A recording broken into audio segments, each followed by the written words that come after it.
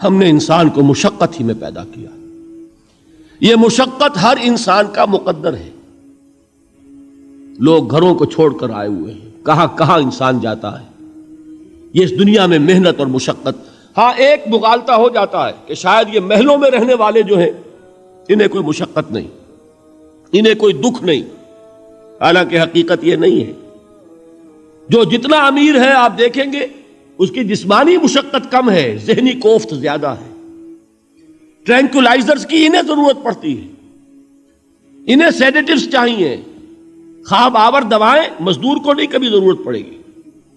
وہ 8 گھنٹے کی محنت کرنے کے بعد احساس ہوتا ہے کہ وہ صبح ہی کی خبر لے گا. اور یہ وہ لوگ ہیں کہ جن کو ہپنوٹکس, خواب آور دوائیاں, سیڈیٹیوز, مسکن ادویات, یہ سارا لبنیم اور یہ ویلیم اور یہ فلاں اور یہ فلاں, یہ کن کے ہاں جاتے ہیں. ذہنی سکون اور اطمینان انسان کو حاصل نہیں. کسی کی جسمانی مشقت ہے, کسی کی ذہنی مشقت ہے. میں آپ کو یاد دلانا چاہتا ہوں مہاتما گوتم بدھ کا معاملہ.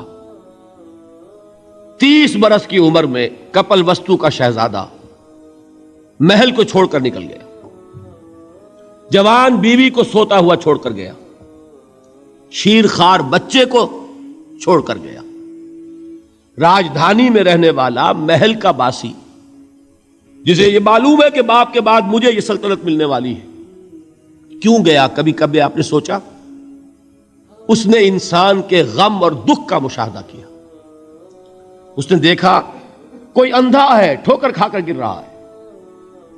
کوئی والدین کھڑے ہوئے رو رہے ہیں اور ان کی نگاہوں کے سامنے ان کا نہایت محبوب بچہ دم توڑ رہا ہے اور وہ کچھ نہیں کر سکتے. اس نے سوچا یہ صدمہ کیوں ہے انسان کے, یہ دکھ اس کا مقدر کیوں ہے؟ اس صدمے سے, اس دکھ سے نجات پانے کی بھی کوئی شکل ہے کہ نہیں ہے؟ انسانوں کی ایک عظیم اکثریت, شاہ ولی اللہ دہلوی رحمۃ اللہ علیہ کے الفاظ ہیں کہ وہ لدو اونٹ اور کولو کا بیل بن کر زندگی بسر کرتی ہے. جو 8 گھنٹے تک اینٹیں ڈھو رہا ہو, اس شخص کا تصور کیجئے آپ, وہ واقعی انسان ہے یا حیوان بن گیا ہے؟ اور 8 گھنٹے کی اس محنت کے بعد بھی ہو سکتا ہے کہ 2 وقت کی روٹی اسے پوری نہ ملے. اور یہ تو ہو سکتا ہے, نہیں ہوتا ہے کہ اگر بچہ بیمار پڑ گیا ہے تو شاید کوئی برتن بیچے بغیر اس کی دوا کا سامان نہ کر سکے. ایسا شخص کتنے بوجھوں تلا دبا ہوا ہے, کتنی مشقت کے اندر پسا ہوا ہے. لدو اونٹ اور کولو کا بیل انسانوں کی عظیم اکثریت کی سطح پر زندگی بسر کرتی ہے. لیکن آپ کو معلوم ہے کہ کولو کے بیل کے لیے مشقت ہی مشقت ہے, اس کے احساسات یہ نہیں ہیں جو کہ ان سے انسان کو جو صدمہ پہنچتا ہے. ایک بیل کو اس سے کوئی غرض نہیں کہ اس کا کوئی بچہ بھی تھا کہ نہیں تھا, اور اس کو کوئی بخار ہوا ہے یا کیا ہوا ہے. اس صدمے سے وہ بیل بچا ہوا ہے. گھوڑے کو کوئی پتہ نہیں کہ میرا بھی کوئی اولاد میری ہے یا نہیں ہے, اور مجھے اس کا کوئی صدمہ ہے یا دکھ ہے, کوئی پتہ نہیں. لیکن انسان کا معاملہ یہ ہے کہ والدین کو جو جو دکھ دیکھنے پڑتے ہیں اپنے بچوں کے لیے, اپنی اولاد کے لیے. رات کی نیند ہے حرام ہے اس لیے کہ بچہ بخار میں تپ رہا ہے یا درد سے تڑپ رہا ہے, لہذا نہ ماں سو سکتی ہے نہ باپ سو سکتا ہے. میں نے ایک موقع پر دیکھا, لاہور میں کیروسین آئل, اس زمانے میں ابھی سوئی گیس نہیں آئی تھی, اور اکثر و بیشتر جو ہے یہی مٹی کا تیل جو ہے ایندھن کے طور پر استعمال ہوتا تھا, اس کی شارٹیج ہو گئی تھی. تو کئی فرلانگ لمبی قطاریں لگتی تھی ان دکانوں کے باہر, ڈپو کے باہر.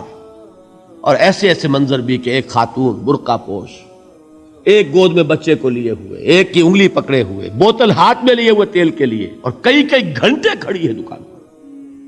یہ مشقت انسان جھیلتا ہے کہ نہیں؟ غالب نے اس کا نقشہ کھینچا ہے کہ رنج سے خوگر ہوا انسان تو مٹ جاتا ہے رنج. مشکلیں اتنی پڑی مجھ پر کہ آسان ہو گئی. ہم بھول جاتے ہیں, ورنہ واقعہ یہ کہ قلب حساس ہو اگر, اور قید حیات و بند غم اصل میں دونوں ایک ہیں. موت سے پہلے آدمی غم سے نجات پائے کیوں؟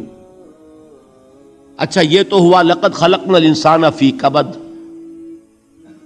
حیوانات کا معاملہ ایک اور اعتبار سے آسان ہے. ان سے کوئی محاسبہ بھی ہے کیا؟ کوئی جواب دہی بھی ہے؟ کوئی ان کو اللہ کے حضور میں کھڑے ہو کر اپنے اعمال کا حساب بھی دینا ہے؟ نہیں. انسان کی یہ ٹریجڈی ہے، یہ المیہ ہے انسان کا. اس کو بھی قرآن مجید کی ایک سورت میں قسمیں کھا کر اذا السماء انشقت، اس کے بعد کیا فرمایا؟ یا ایھا الانسان انک کادح الی ربک کدحا فملاقیہ، اے انسان تیرا المیہ، تیری ٹریجڈی اس سے کہیں بڑھ کر ہے. تجھے صدمے پر صدمے جھیلتے ہوئے، مشقت پر مشقت برداشت کرتے ہوئے ایک روز اپنے رب کے حضور میں بھی کھڑا ہونا ہے، جواب دہی بھی کرنی ہے.